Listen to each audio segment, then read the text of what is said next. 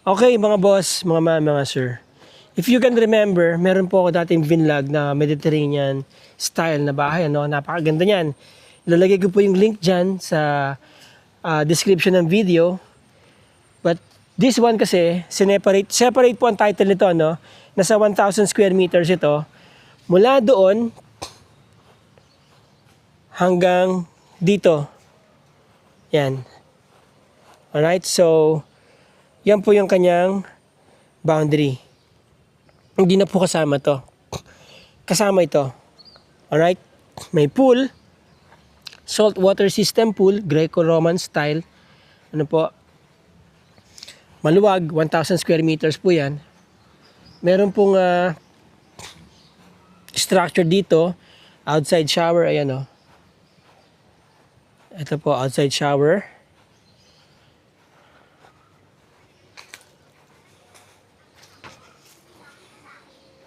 Go.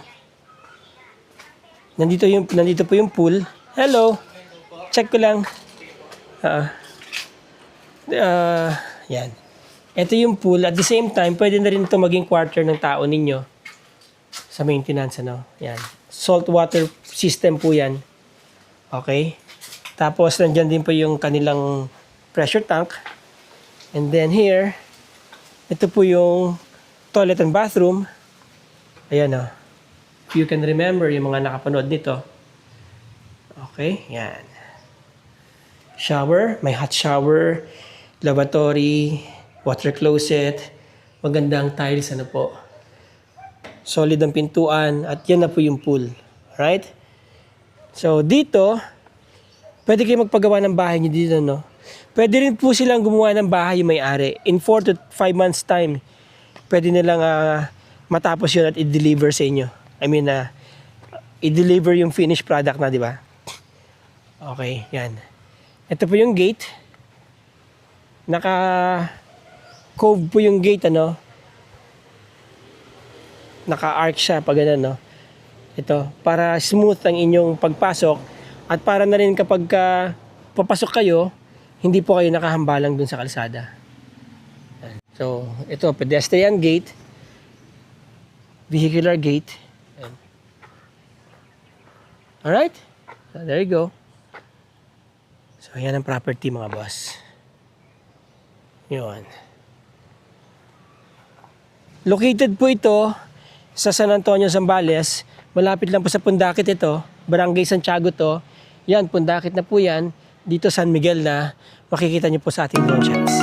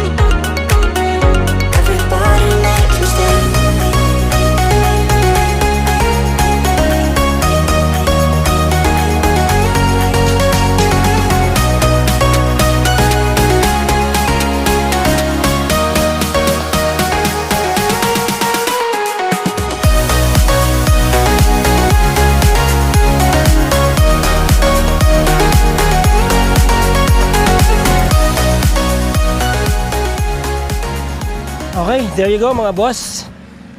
Dito po tayo sa labas ng property. Nakita niyo naman yung drone shots natin, ano? Maganda po yung location niya. Barangay Road po ito. Ito po yung gate. Sabi ko nga sa inyo, nakapasok sa loob. Ito yung bakod niya. Ano po? At technically, this is a corner lot. Isang buo po kasing lote yan before na sinubdivide na ng may-ari. Lahat may titulo na po yan. Ito po yung kanilang private road, ano. And eventually, sabi niya, lalagyan niya ito ng automatic gate. Lahat merong susi, ano po. So, itong property dito na sa harap is very strategically located yan. Pag nagkataon, pwede kayong maglagay ng gate niyo sa loob, pwede rin po kayong i-retain niyo yung gate niyo dito. Okay? So, nakasetback yung property from Barangay Road, ano po, about 1.5 meters. May plant box sa labas. Magandang location. This is about 5 to 8 minutes to downtown San Antonio.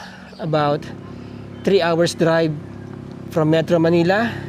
About 8 minutes to 10 minutes drive papunta naman po sa Pundakit. Ganon din po papunta sa San Miguel. Nasa kabila po yung main thoroughfare road going to San Miguel. Andyan ang sunset. Nakita nyo sa drone set yung dalawang isla doon. Yun po yung Camara and Capones Island. Isa sa mga tourist attractions po yan dito. Okay? Again, ang property, 1,000 square meters. Titled. Clean title po yan. May mga facilities na sa loob. May swimming pool, ano po. Fully fenced. Yun lang pong boundary doon sa loob. Ang lalagyan nyo na lang ng bakod. Okay? Selling for 5.5 million mga boss, mga sir. So yung mga gusto po makita itong property, gusto nilang tignan, ano po, gusto nyo mag-schedule ng viewing, nandyan ang aking contact details, nandyan din po sa description ng video na to mga boss, mga sir. Again mga boss, mga sir, maraming salamat po sa inyo. Till the next video, ciao.